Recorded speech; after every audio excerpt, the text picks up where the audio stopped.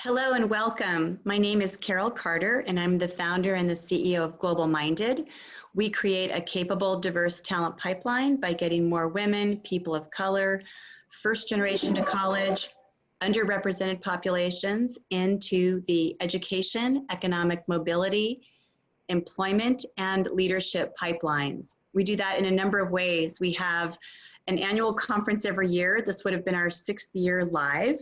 And we are doing all of these events, 50 events in total by Monday, June 15th, virtually. And we're delighted that so many panels like the one that we have today was able to pivot with us. So we are also here welcoming many of our first generation to college student leaders that were part of our leadership class. They've been attending these different sessions as they would have in person. We also have programs with 15 of the different historically Black colleges, minority serving institutions, and Hispanic serving institutions. So there are a number of programs, a number of ways that we are developing the capable diverse talent pipeline, and we look forward to working with you in a number of ways to be able to do that this mission critical time in our nation's history and in the history of the world right now.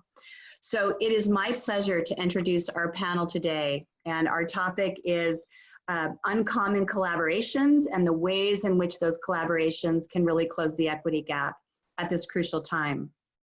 It's my pleasure to introduce Dr. Kathy Bihr, who is the Vice President of Programs and Education for the TGR Foundation, a Tiger Woods charity. TGR Foundation provides STEM career exploration and college preparation programs to high potential, low opportunity youth and families, while also working with education through a professional learning program, as well as through TGR EDU Explore, a digital platform launched in partnership with Discovery Education.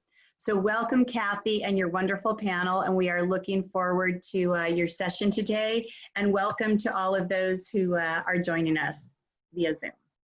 Thanks, Carol. I really appreciate the introduction and the opportunity to be with all of you at GlobalMindED. I've been talking about this panel, I think, for well over a year, and feel very passionately about the importance of really not feeling like I have to have all the answers and solutions as an educator, as a leader of TGR Foundation programs.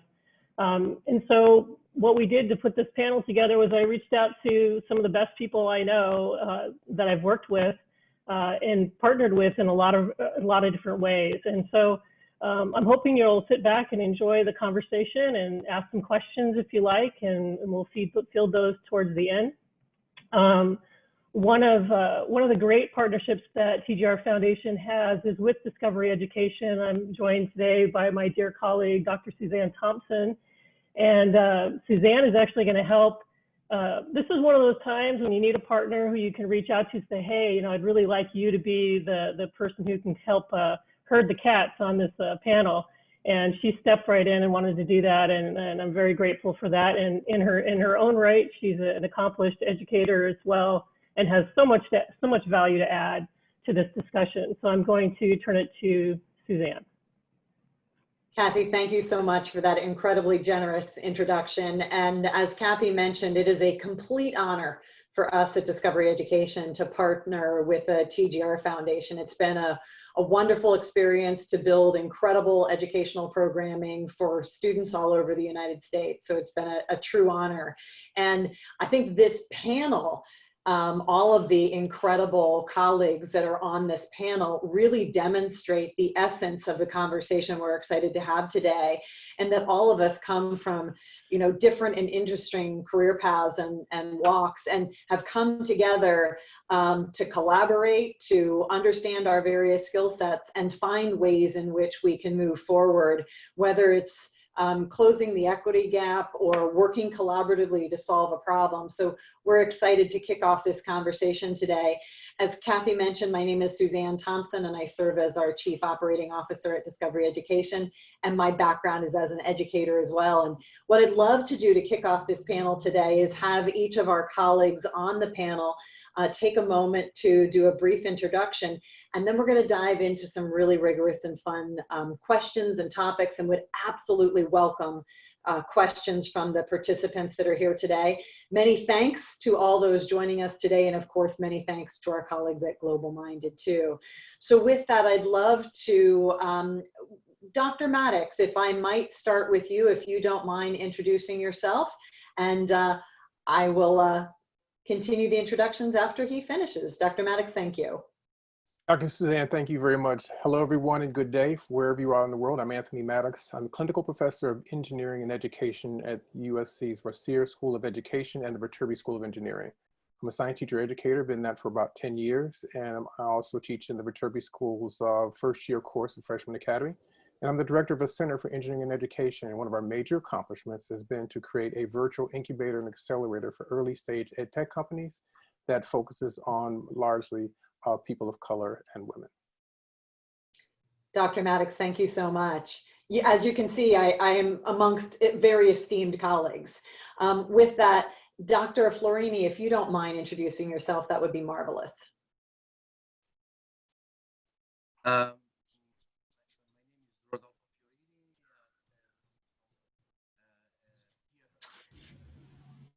Florini. I have my background. Unfortunately, we are having a little trouble hearing your audio at the moment. So let me pause for a moment. I'm going to move over to Dr. Rodriguez, and then maybe Dr. Florini, we can come back to you and see if we have a better audio solution. Dr. Rodriguez, if you don't mind introducing yourself, that would be marvelous. Thank you. My name is Carlos Rodriguez, Washington, D.C. I retired not long ago from the American Institutes for Research. I had more than 20 years of really good fortune, because when you work for a think tank like AIR in DC, you are multitasked in many ways. And I was able to stay focused on my research area, which was STEM and underrepresented populations with issues of gender as well. So I have, I'm a steeped educator. I have taught elementary, middle school, high school, college, community college, adults, postdocs.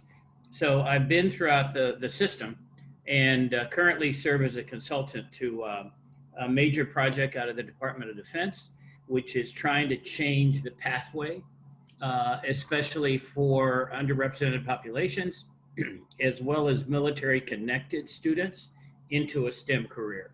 I think all of us, I'm certain, are aware of the deficits that we are facing. Thank you. Dr. Rodriguez, thank you so much. And let me turn back to Dr. Florini. Let's see if maybe your audio is a little bit better now for you to introduce yourself. My name is Rodolfo Florini.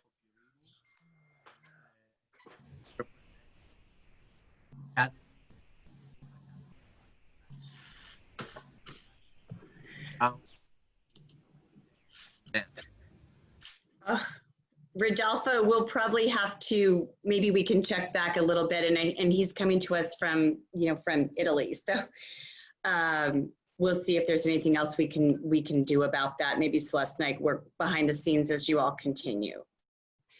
All right, well, I will give everyone, I have the honor of having Dr. Florini's biography in front of me right now. So I will give all of our participants an introduction, and hopefully we will solve these audio resolves, because he's wonderful and would love to be able to hear his important voice today. But Dr. Florini is a member of the Board of Trustees of the World Academy of Art and Science and a professor of bioengineering in the Department of Electronics, Information and Bioengineering in Milan, Italy. He is a professor of bioengineering in the Department of Electronics.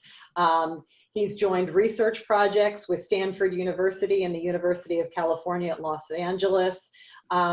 He's a founder and coordinator of the research group on computational information conservation theory. He's been engaged in electronics, information, bioengineering, well-being technology assessment, has a tremendous background, received a number of awards and honors from the Italian National Research Council. So he has a tremendous amount of interesting knowledge to bring to this conversation today.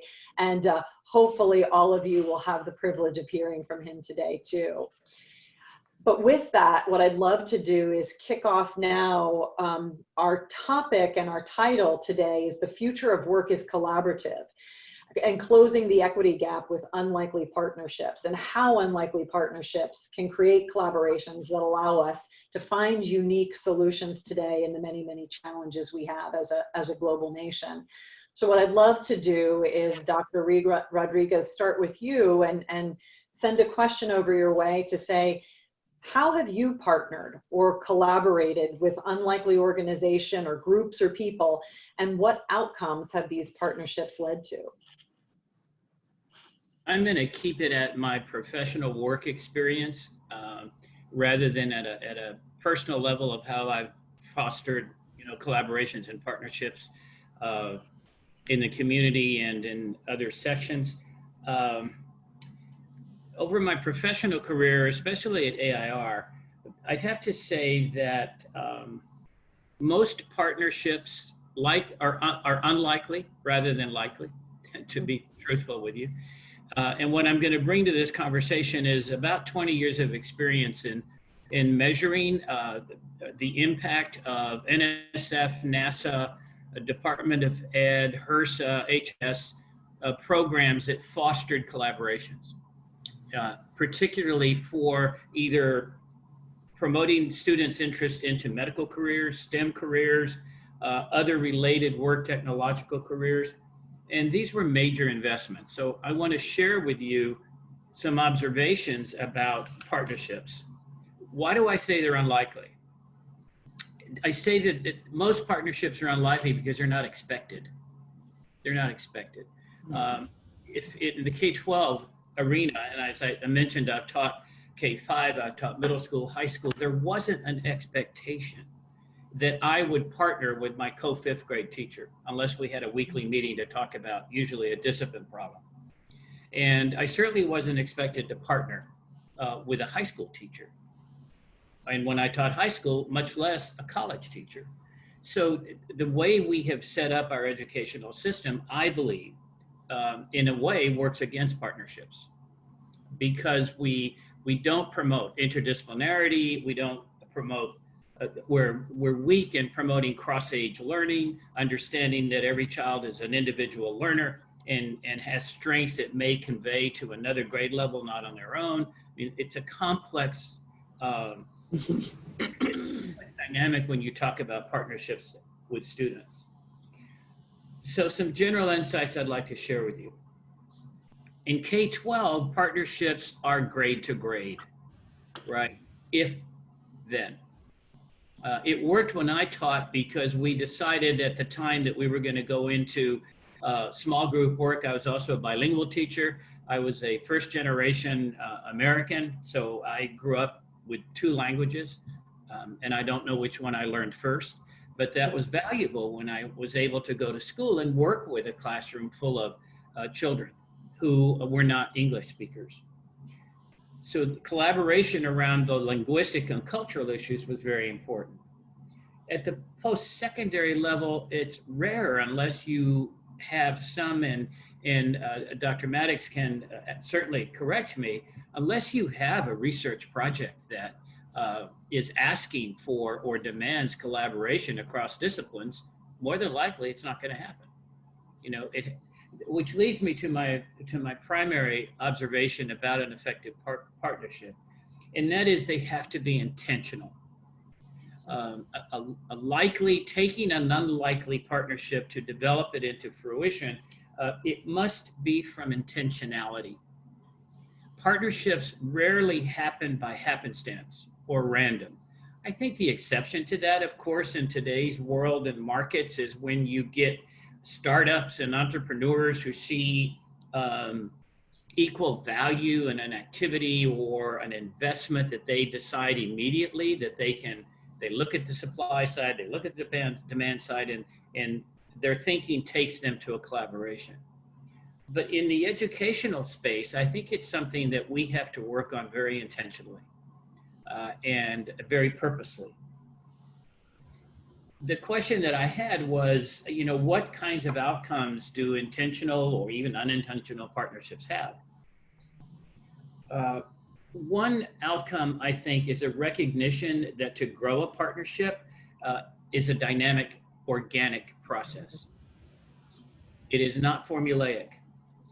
There's not a particular formula. It's dynamic, it's organic, but it does have features that I want to share with you that I've learned from, as I said, these evaluations of graduate alliances, K-12 alliances and partnerships across different STEM sectors. So in a partnership, an effective partnership, a coalition, a consortia, an alliance, they come by many names. The first observation I would like to make is that success could be measured by ongoing effective communication. If you're going to have partners, you talk to each other, you plan with each other. Not unlike the developing a personal relationship we may have in our personal lives. But it has to happen between institutions, between schools, between grades. Effective partnerships also have a shared common vision for action. Attuned to the vision for action is the opportunity to make decisions. Partnerships rarely are top-down that are effective. Effective partnerships I have observed, at least in these major investments, are when you have the key players, and that feature of that is you have the top players have decided that they're not going to be the only one making the decision. Those decisions have to be made by a group of individuals who share a vision and share a goal for an outcome, because that begins to create a synergy among the leadership. And it's that synergy among the leadership when you get to the place where you think of beyond your own particular interest, or your own particular silo, if you will. So that again, the shared common vision, shared decision making, I think are vital to a unique partnership. The other, and I know Dr. Maddox and Dr. Fiorini will, I think, agree with me, what we've often done in partnerships is not think about cultural and linguistic characteristics, especially cultural relevancy of what we're doing, and how what we're trying to enact, if it's STEM or educational intervention, how it actually fits to a Latina kid, or to an African-American kid, or an Italian child, or a Native American child. The conversation about cultural and linguistic competency or adaptation is usually an afterthought rather than the forethought. And this is what the students bring to the classroom. They bring who they are. So they bring their culture, they bring their language, and it can't be an afterthought. So the partnerships that I have worked with in particular were sensitive to cultural and linguistic differences. I think I'll end with one more, and we can pick it up later. Effective partnerships also figure out how to leverage resources. So that you're not all spending all your money on one thing and say, oh, we spent all our money there too. But you learn how to share and leverage resources. Resources are limited, and strengths also are limited. Not everybody has the same strength in a partnership. Everybody has unique assets, and that very much be tied to the funding and how you're spending your resources in the partnership. So I think learning how to leverage a resource, a financial resource in particular, is a key ingredient for moving an effective partnership forward. And Dr. Rigas, that was a very comprehensive and powerful piece. And I especially like the fact that you tapped into some of the characteristics of unlikely partnerships, because I think some of those characteristics drive out the fact that there's an unlikeliness. I especially appreciate the fact that you recognize it's not necessarily a formula. And the idea that people are coming together to share and continue to communicate is so valuable, and being comfortable navigating through that. Dr. Bihr, if I can pop over to you for a second, given the comprehensive nature with which Dr. Rodriguez just shared, when you think about starting the conversation and to lead to something like what he talked about, what is your recommendation for starting a conversation with an unlikely partnership or organizations that could lead to a successful pathway, whether it's closing the access gap or the equity gap? What's your recommendation? How do you get these conversations started? Yeah, great question, and I appreciated Carlos' comments. I think about this. The only thing unlikely about unlikely is that you haven't tried. So I don't think there's any such thing as unlikely. I mean, every partnership is likely if you're willing to open the door and have a conversation. I think the easy way in for us is, try to find some common alignment with the work that you're currently doing. What I would challenge, though, is where you actually reach out beyond that comfort zone and really look for partnerships that are going to challenge you and try to figure out, how can you create something that is both innovative and useful in the world. And sometimes that comes out of that really unexpected partnership rather than unlikely. But you never know unless you go out and have a conversation with somebody. And so I think that's, one piece of advice I have is, work your network and work your network's network, and really try to reach out and get to know people, because you never know what you're going to find. You certainly won't if you don't ask. But I also just kind of want to quickly, Susanne, make a quick comment about Carlos. I think it's just really, it's interesting and actually quite sad, I think, to think about how in education, we are so siloed. I mean, you talked about, you're bound in your classroom, right? And it's unlikely for you to reach out to the classroom to the right or to the left of you, or certainly the grade level above or the grade level below. Not to mention the fact that we don't connect what's happening in that classroom to the real world.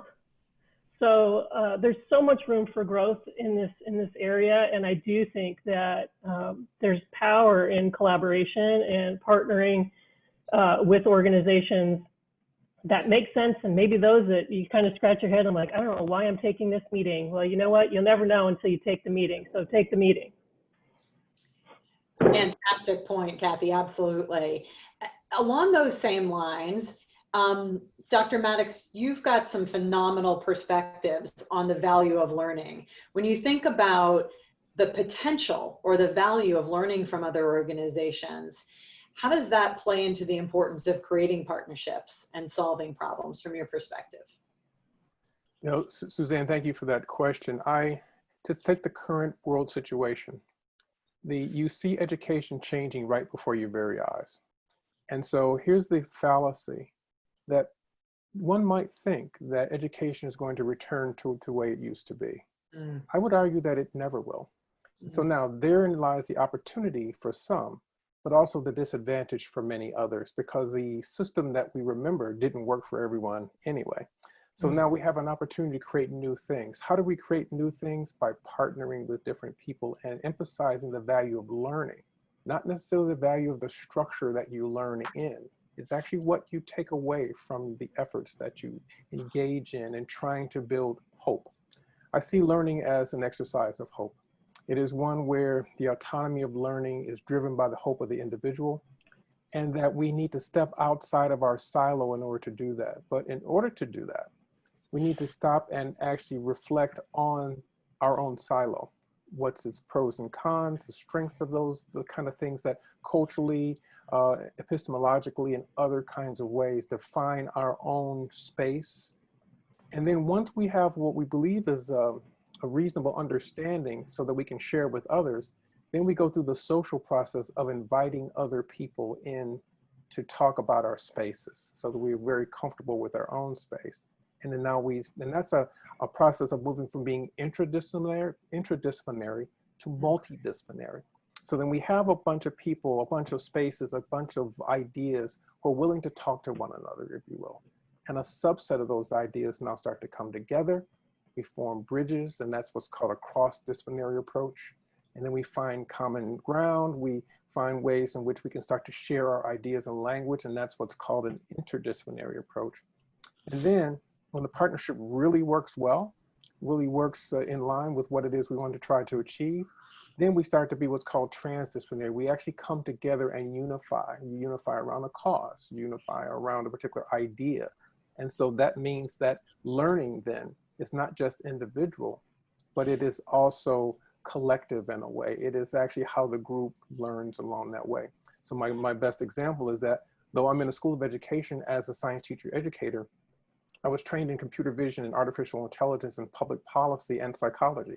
So it wasn't solely electrical engineering that had drawn my interest. It was being able to look at various kinds of disciplines, pull them together, and to try to make sense of that relative to kinds of problems and situations perhaps we had not seen before.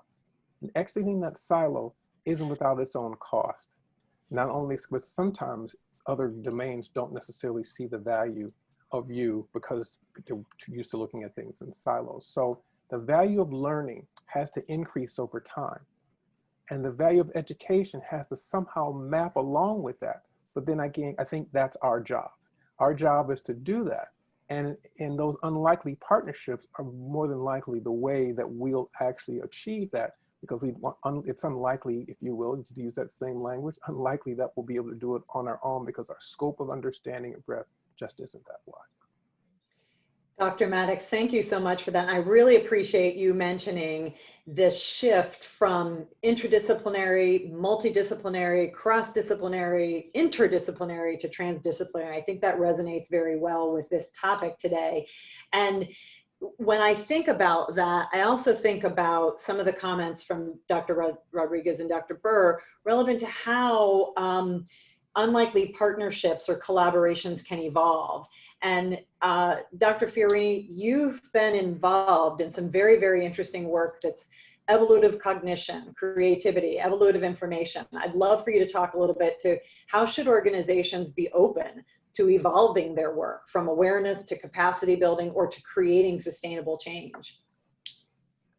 I hope that my voice is much better now. Okay, I really enjoyed the presentation of Dr. Rodriguez and Dr. Maddox, because Dr. Rodriguez just put on our stage the cross-cultural problem that is just a complex problem by itself, and Dr. Maddox put on the stage just a transdisciplinary education that it is a complex problem itself, and try to combine those problems together, we get a absolutely incredible complexity that we have to learn to manage, and we are just at the beginning. Mm-hmm. And so the point is that, for instance, what will be the role of a university in the future? Is not just educate any longer, because there are many different channels that can do that much better than just really actual universities, many actual universities now. So I think that for universities, that their mission will be to be able to create new knowledge if they can, and that's something really challenging, because we already accumulated a lot of knowledge. I think that we can manage many problems with the knowledge we already have, and we can better our world at many different levels if we learn to use our knowledge, current knowledge, in the right way. Because I mean, many problems can be solved with current technology. We know absolutely immediately. It's just a matter of understanding and willing, and just be ready to open our bubble to other people. Thank you so much. Oh, please continue. No, that's it. That is the real problem, because each individual is a universe, and we have to learn to interface with many universes at the same time, taking the best from each one of them and try to combine them for the common well-being. Very well said. Thank you for that.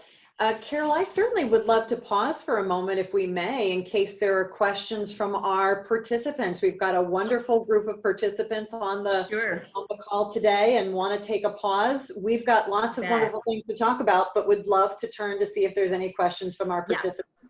Celeste, you want to check? And I just want to do a little footnote to Rodolfo's comments, because we met Rodolfo through the World Academy of Art and Science, and they're launching their big event with the United Nations Geneva with us on Monday as we conclude our 8 weeks. And I think one of the things we've been talking about is even thinking about higher ed and the ways in which some of those hierarchical structures that have really kept out so many different kinds of people from participating can now flatten in ways that can let more people break down those walls of those silos and get more people participating. So Rodolfo, so glad that to be working with you and that you were able to meet this team as well. My honor to share, our ideas together, because we needed to learn, work together, the common well-being. Sure. Now, Celeste, there were just 2 questions in there, and now I don't see them. Do you want to read what they were? Because Susanne wanted to answer one of those that was live. Yeah, I'm happy to answer that one too, and I'm happy to type too. And this is wonderful learning from Dr. Maddox. I'm copying his incredible learning. So, Dr. Maddox, the question is, it's a wonderful statement. Learning is an exercise of hope. We need to know what our own silo is. And then the person asked about the various stages that you shared, starting with intradisciplinary, and wanted to make sure they had captured those 5 stages correctly. I'm happy to type those in the chat so they can see them, but would love for you to expound on those. Will do. I'm putting in the chat, I don't know if it's accessible to everyone. I'm putting a link to a website by a music professor in Norway, and it's been there almost 10 years. And if you visit that link and scroll down a little bit, and you'll find a hot image, if you will, that you can click on. You'll find all those different kinds of things I mentioned. Intradisciplinary, within, multidisciplinary, more than one. Cross-disciplinary is those disciplines coming together. Interdisciplinary is the process, and this is a tough process, the process of sharing and accommodating the variety of knowledge in each domain. That's different. Coming together is one thing, but moving together is different. And so moving together means accommodating language, epistemologies, different kinds of ontologies and ways of knowing and understanding. And then when the crescendo gets high enough, you now start to unify. You pull together and say, you know what, I'm willing to create with you something very new and different that addresses something that's important. And then if you'll notice in this diagram, there's an arrow that goes back to interdisciplinary. So what you've created is now at least seemingly unified, but what it says is, in addition to hope, let us walk together. Let us walk together in our knowledge and what we bring together. We both see something, we all see something, if you will. Let's walk together. And that's a powerful metaphor, I think, for what it is we're talking about. Mm-hmm. And I appreciate you framing it that way, because I think at Discovery Education, one of the things that we have found so valuable about the collaboration with multiple different types of partners is the innovation, the increased quality of what we do, the sharpening of our own skills, the better solutions we're able to provide to educational institutions or children or parents or educators or schools. I mean, we have just found over and over again, the more we connect with others and the more we listen very carefully to the skill sets and the knowledge to others, it just simply adds to our own abilities to continue to be effective in whatever path we are hoping to strive for. And when I think about a path and I think about going forward, given the complexities of our environment, whether it's global pandemic or some really, really important diversity, racial issues that we're tackling right now, and I think it's not just in the United States, but some very, very important topics that speak to part of the topic of this panel, which is how do we continue to solve problems as unlikely partners to close those equity gaps? And we know they exist deeply in our educational environments. And I think there's nothing like a global pandemic to supremely highlight those equity gaps for us. Dr. Rodriguez, I'd love for you to talk a little bit about where do you see the future of partnerships going? What are the kinds of problems? You talked a little bit about STEM when we began this conversation. Where do you see some of this going and helping us strive for the supreme challenges that I think all of us feel confident we have to overcome, that we're dealing with as a global society right now? It's not an easy question. The first word that comes to my mind is individuality. That as educators, we've got to get our minds around treating students as individuals. And as we think it's complex, I've got 30 kids, I've got 20 doctoral students, I can't treat them as individuals. Yes, we can. Yes, we can. That's what we're best at, actually, as human beings, I feel, you know. But we get our mindsets into thinking, no, I can't do that, because it makes us think about how do I adjust to difference? What are the skill sets I have to have as a competent educator to adjust to difference? Rather than superimposing some idea about sameness. There was a theory that was promoted, and I think we need to revisit it, and I'll become more precise to your question in a second, Doctor.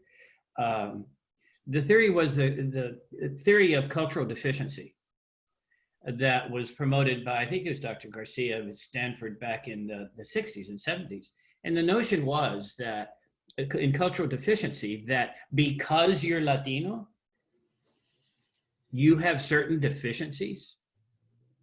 It could be because of language, they could be because of social status. Because you're African American, you are going to have some deficiencies, you know, that don't, because you're a female, that don't come up against some sort of standard we think we have about what's best, and then we attribute it to certain colors and certain races, and I think it's to answer your question on that complexity. How do we continue to close the equity gap? We have to talk about it.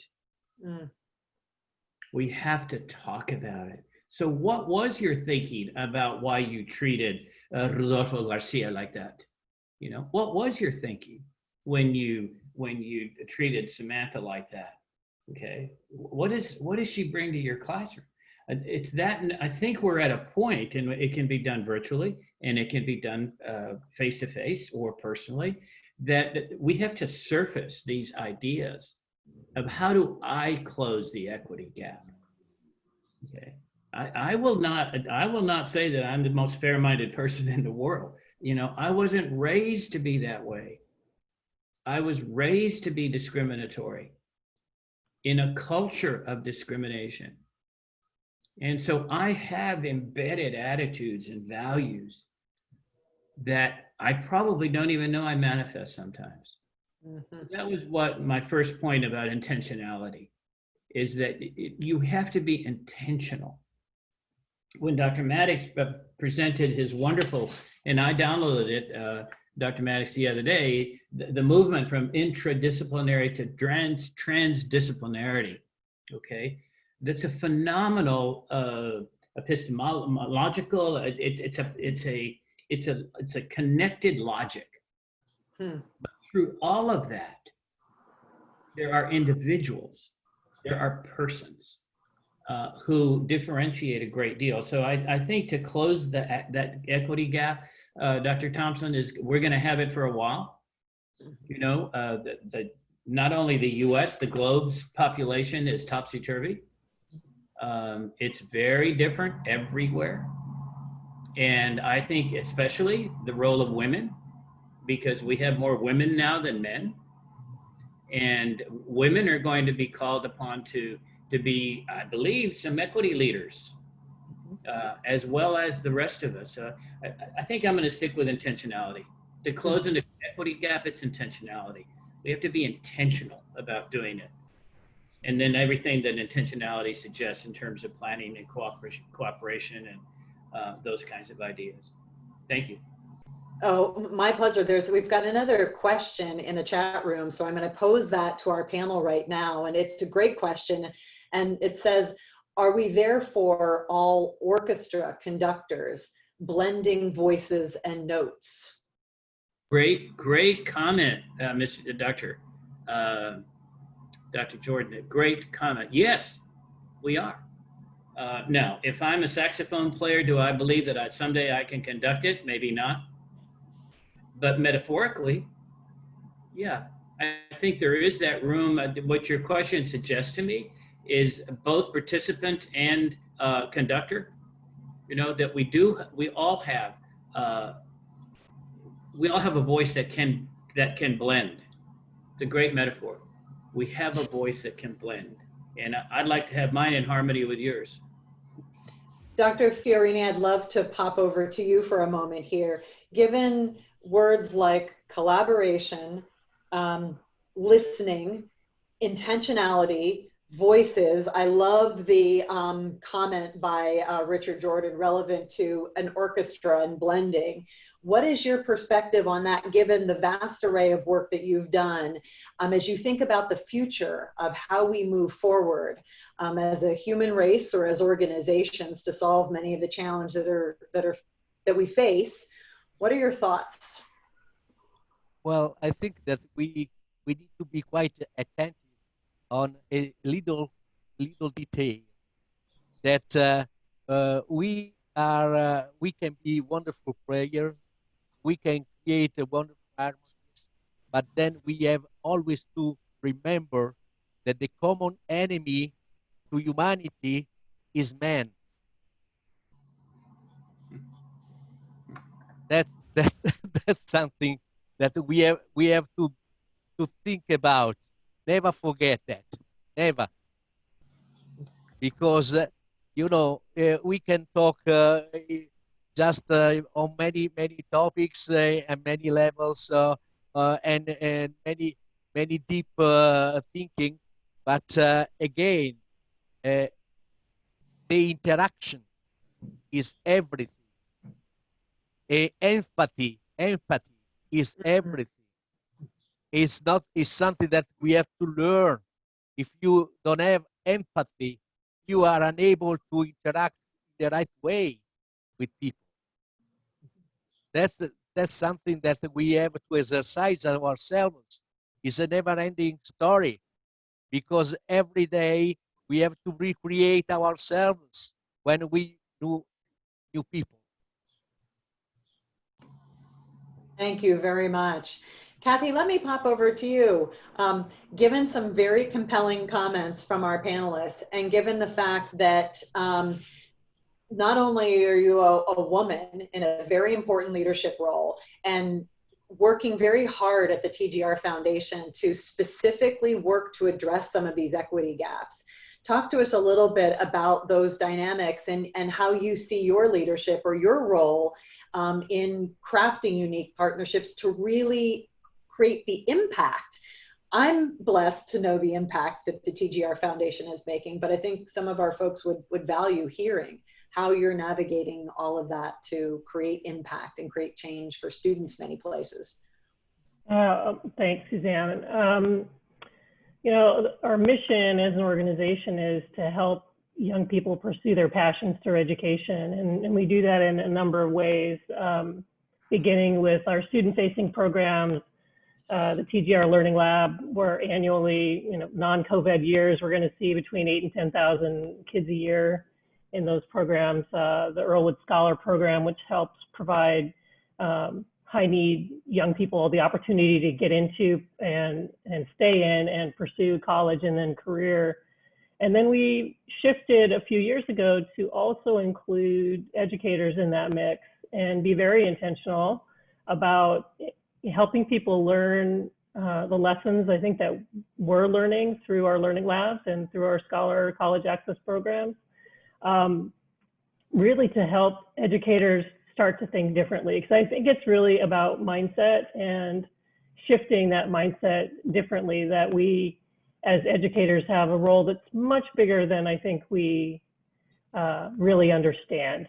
and intellectualize. It's not about, teaching content, but it is about helping young people pursue those passions so that they become, the economic drivers of our future. I mean, they actually can learn some skills. They actually have a direction for their life. They know why they're in school and what they're going to gain from it. They can see their future. But I think teachers sometimes, and I'm a teacher too, so get very stuck in your silo. It's like, well, this year I got to teach this content, and I just got to get through the year, and this page at this time, as opposed to really thinking more broadly about the opportunity that's there. So I think we've really tried to use the platform of the foundation, not only through our learning labs and through our professional learning programs for educators, but also through our online platform, with you at Discovery as well.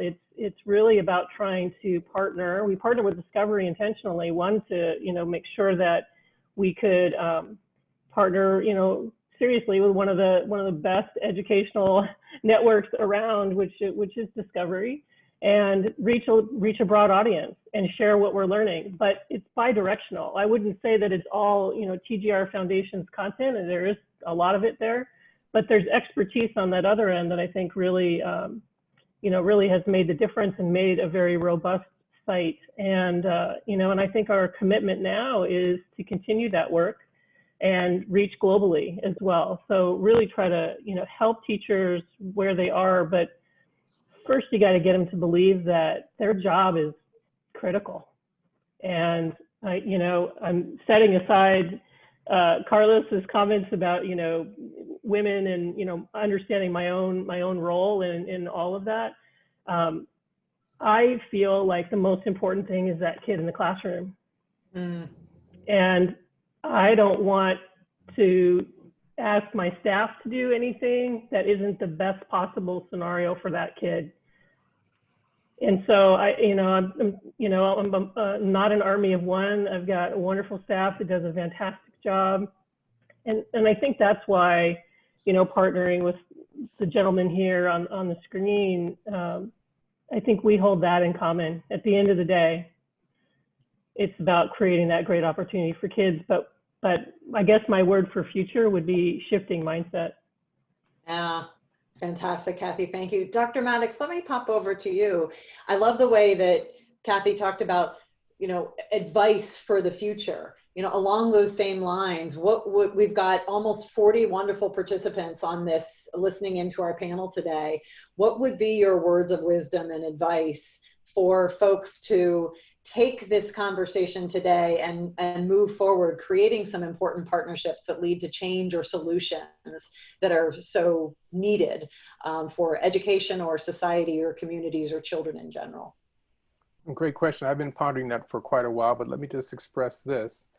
I would actually suggest that all of us look to the development of what I call new sciences. Let me just explain what I mean by that. We've all kind of wake up in the world with the natural sciences. It is the science, it's physics, chemistry, geology, and biology. What's interesting about that is the first three sciences are the sciences without us. In other words, physics, geology, and chemistry exist without human beings. However, when we now start to include the biological sciences, they're the sciences of us, right? That's interesting, and we know that.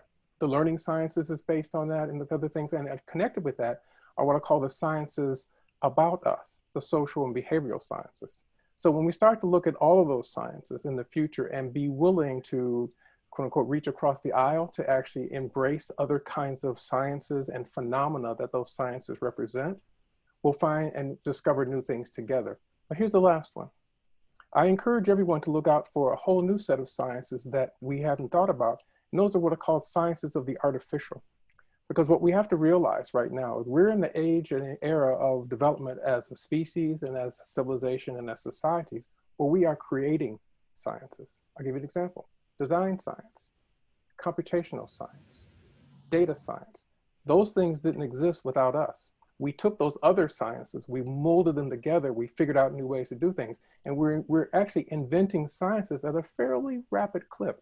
So there's hope. There's hope that we can now start to take and put those interdisciplinarily, cross-disciplinarily, all those different and new sciences are being created even as we speak. And I think that's where our hope exists in terms of being able to see the future in a very different kind of way. With all the changes that are happening, we need all hands on deck, folks, all hands on deck. Whether you're autistic, female, trans, Black, Latino, you name it, we need all hands on deck because these are some huge problems. And with those sciences and all hands on deck, we might just make it. Well said. Very, very well said. I think one of the points that I've had the honor and privilege to hear Dr. Maddox make is embracing the idea that there is new knowledge and new information, and thinking about that through the lens of hope and positivity and solutions. And the more we talk and listen to each other and collaborate, it feels like such a strong pathway for us forward as a human race. I definitely encourage all of our participants to pop another question or two into the chat window. If you have that, please feel free to do so.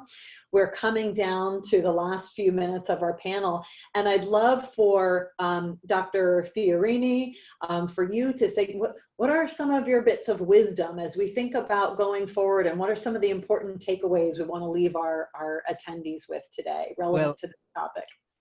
Well, thank you, Susanne. But I think that Dr. Maddox just opened the Pandora vase, you know, because the point is that now, are our feelings real?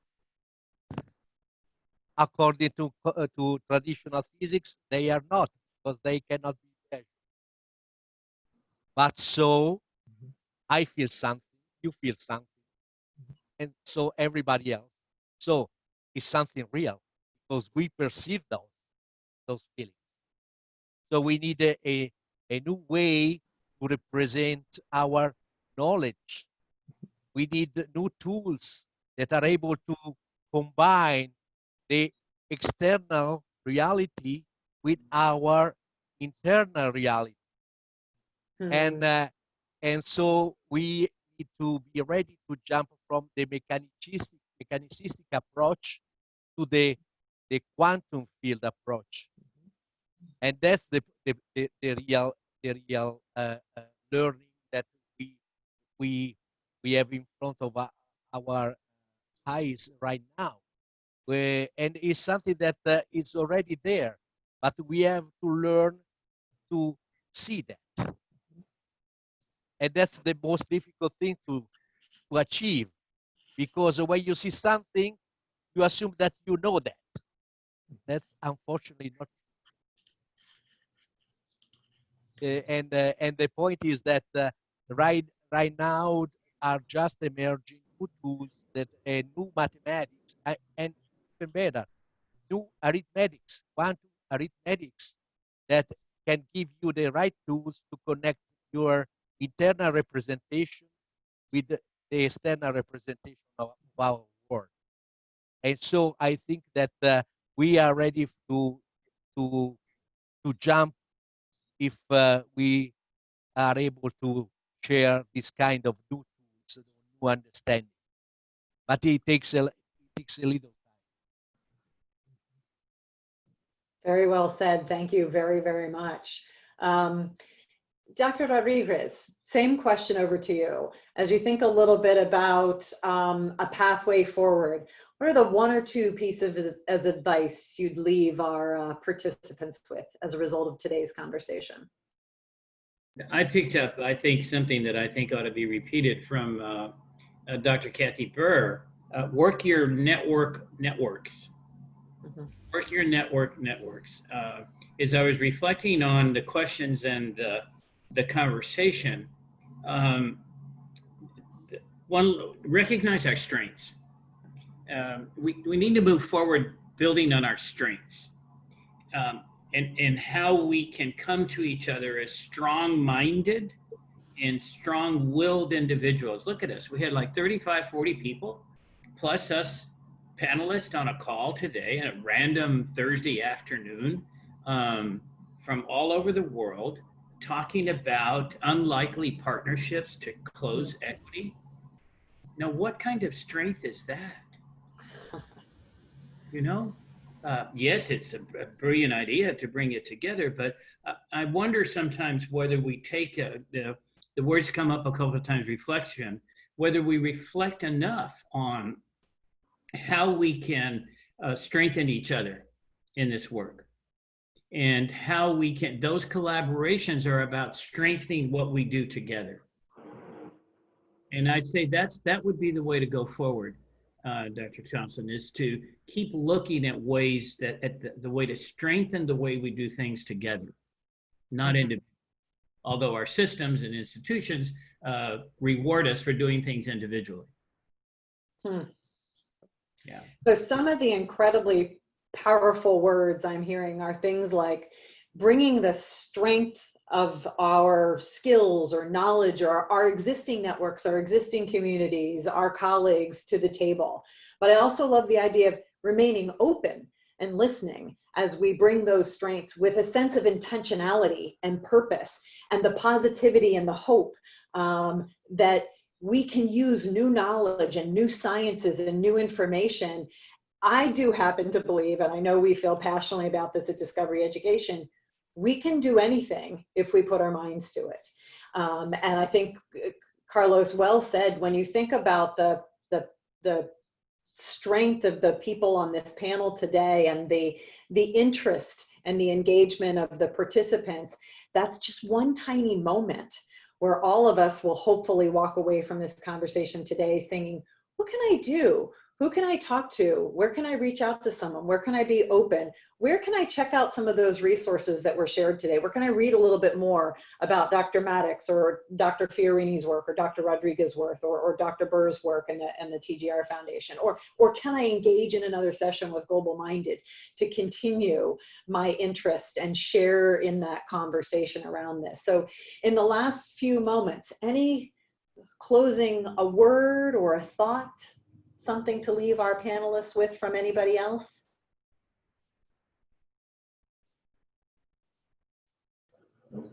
Well, Kathy? I was just going to say thank you so much to my fellow panelists and to you, Susanne. You did a masterful job of keeping our conversation going, and to all of you that are listening, and whether you're watching live or you happen to pick this up after the fact, reach out. I think the power of going forward is really in how we try to find those partnerships and work together. And I think I speak for myself, but also the other panelists, we all are here and waiting and willing with open arms to work with you. So thank you so much, everybody, for tuning in today. Carol, back to you. Thank you, Kathy. And I just want to thank all of you, and I didn't mention it when I introduced Kathy, but Kathy is first generation to college also. And if we were all live in Denver right now, you would see one of the unique things about our event is all of these first generation to college people would be in all these different breakout sessions and main stage sessions like this. And anyone who's first gen like Kathy would have a big gold star on their name tag. So the students would see all these role models they don't often see at their own institutions, and as well as meeting each other and having peer-to-peer connections. So one of the things I just want to acknowledge is that you all are fantastic role models for all of our first gen students to be inspired as potential scientists, people that are coming up with the next biggest innovation, to have high school students using your curriculum and all the different things you all have put together, and that you are the inclusive leaders that GlobalMindED really does stand for. So I just want to thank all of you and Kathy for working with Susanne. I've known both of you, but really it's the first time I've met Carlos, and Anthony met you, and Rodolfo we just met a few weeks ago, and I'm the only person who's not a PhD, so I feel very grateful to be with all of you as outlier in that capacity. But hope to see all of you in 2021 in Denver with our incredible diverse leaders, at 60% diverse people at our event, and working with you all really throughout the year to define those major actions that are going to really move the levers for access and equity that we can all participate in. So we look forward to this team really continuing and growing as that equity group, gathering the uncommon collaborators. So thank you so much for making time today, all of those of you who were attending, and we were live on Facebook for those of you watching there. So Thanks again, and looking forward to reconnecting soon. Take care. One final comment. We just got a lovely comment in the chat window that said, "Thank you for this incredibly powerful session. The power of the thoughts expressed will be exponentially powerful as we all move forward to promote the needed changes." Bravo. So bravo, Carol, to you and to my colleagues across the panel. Everybody being charged up and inspired and excited by these conversations to take a step forward, and best wishes to everyone, and stay safe, and thank you so much for joining today. Thank you all. Great to see you, and we'll see you for sessions tomorrow and then the World Academy of Art and Science on Monday. So